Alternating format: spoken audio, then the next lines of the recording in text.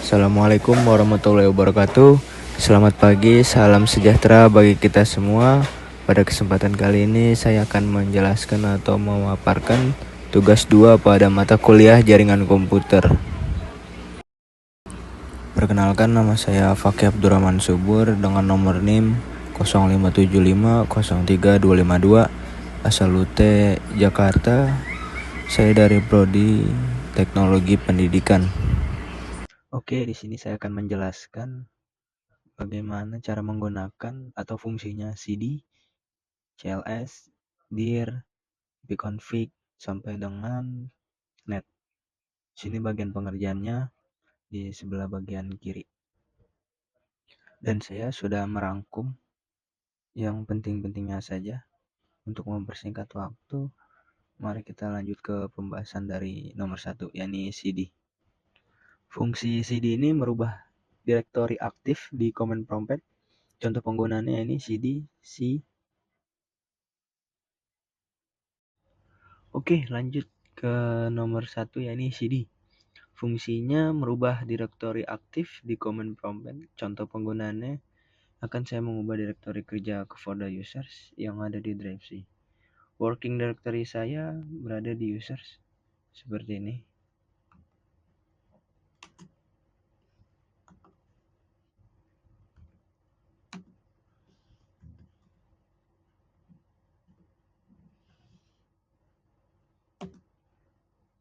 Nah, seperti ini contohnya.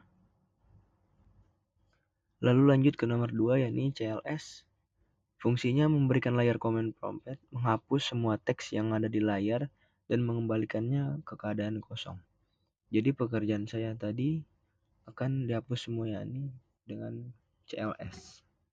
Ketik CLS, lalu enter.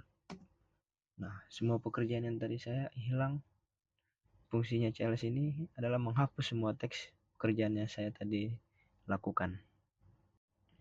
Lanjut ke nomor 3, yakni CLS juga. Fungsinya menampilkan bantuan atau informasi mengenai perintah CLS, termasuk opsi-opsi yang bisa digunakan bersama perintah tersebut. Contohnya seperti ini.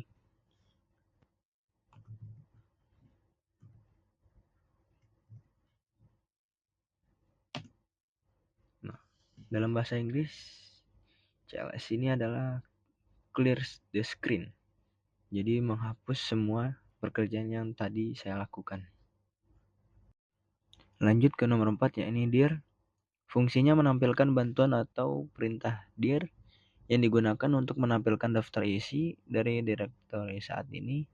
Opsi garis miring menunjukkan informasi tambahan atau parameter yang bisa digunakan dengan perintah dir, yakni contohnya seperti ini.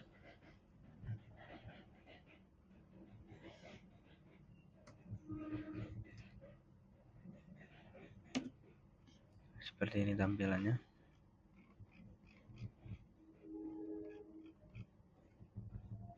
Selanjutnya nomor 5, yakni ipconfig.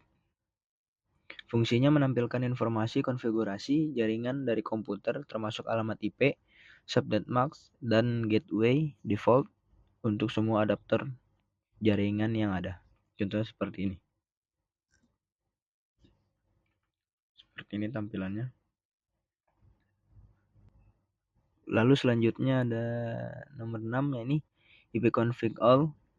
Fungsinya menampilkan informasi lengkap mengenai konfigurasi jaringan termasuk detail adaptor jaringan, alamat MAC, DNS, DHCP, dan lain-lain untuk setiap koneksi jaringan yang aktif. Sini saya sudah tulis ipconfig all.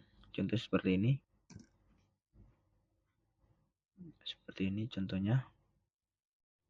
Oke, lanjut ke nomor 7, yakni ipconfig. Ada tanda tanyanya.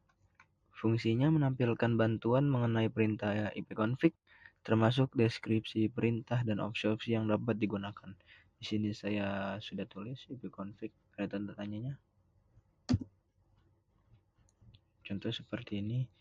Yang mana tanda tanya ini adalah help, ada bantuan, berarti menjelaskan bantuan. Oke, selanjutnya nomor 8, yakni ipconfig release. Fungsinya melepaskan rilis alamat IP yang diberikan oleh DHCP server untuk semua adaptor jaringan. Ini akan menghilang alamat IP yang ada dan mempersiapkan komputer untuk memperoleh alamat IP baru. Contohnya seperti ini, saya sudah ketik. Seperti ini, contoh dari ipconfig release. Lalu selanjutnya nomor 9 yakni ipconfig renew. Fungsinya meminta renew sistem IP baru dari DHCP server setelah melakukan rilis alamat IP sebelumnya. Perintah ini akan mencoba untuk mendapatkan alamat IP yang baru. Contohnya seperti ini.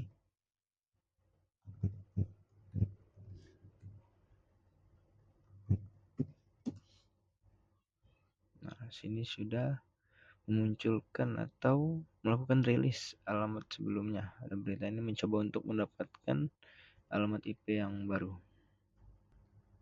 Nomor 10 yakni ipconfig display DNS. Fungsinya menampilkan cache DNS domain name system yang disimpan oleh komputer. Ini berguna untuk melihat nama domain yang sebelumnya diresolve ke alamat IP. Di sini saya sudah ketik ipconfig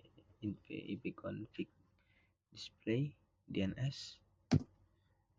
Sudah seperti ini. Menampilkan cache DNS. Ini berguna untuk melihat nama domain yang sebelumnya diresolve ke alamat IP. Nomor 11 yakni ipconfig flush DNS.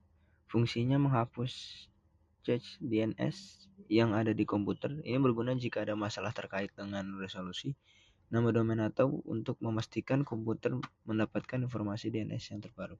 Contohnya seperti ini, saya sudah ketik di sini. Nah, di sini telah muncul Windows IP configuration. Menghapus cache ini adalah seperti sampah-sampah yang hanya sementara. Lalu selanjutnya nomor 12, ipconfig register DNS. Fungsinya mendaftarkan ulang nama host komputer ke server DNS yang digunakan. Ini biasanya digunakan untuk memperbarui catatan DNS yang terkait dengan komputer di jaringan lokal atau internet. Contoh seperti ini. Langsung ketik enter. Di request operation request evaluation. Berarti yang mana ipconfig ini, ipconfig register ini tertulis ada register atau mendaftarkan ulang. Oke, lanjut nomor 13 yakni ping. Fungsinya mengirimkan paket ICMP echo request ke alamat IP atau domain untuk memeriksa apakah perangkat atau server tertentu dapat dijangkau dan seberapa cepat responnya.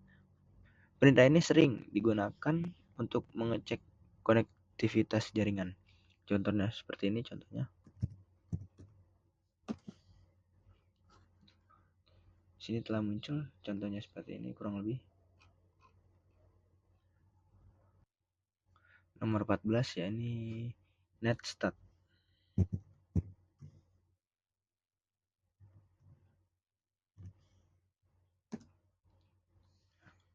Fungsinya ini menampilkan statistik jaringan dan koneksi aktif pada komputer.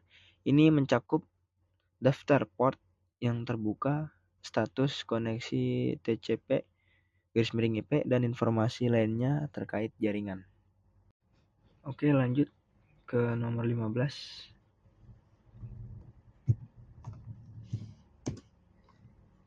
Fungsinya ini menunjukkan jalur atau rute yang dilalui paket data menuju tujuan di jaringan, misalnya alamat IP atau domain. Tracer rute ini mengidentifikasi setiap hop atau titik perantara di sepanjang jalur koneksi. Oke, lanjut ke nomor 16, yakni path ping.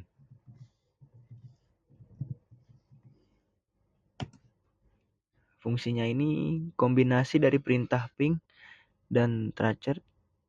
Path ping mengirim paket ke jalur tertentu, mengukur waktu respons, dan kemudian memberikan informasi yang lebih mendalam mengenai setiap hop dalam rute tersebut termasuk kehilangan paket. Nomor 17, sini saya sudah tulis. Fungsinya ini digunakan untuk melakukan pencarian DNS. Dengan perintah ini, kita bisa mencari alamat IP yang terkait dengan nama domain atau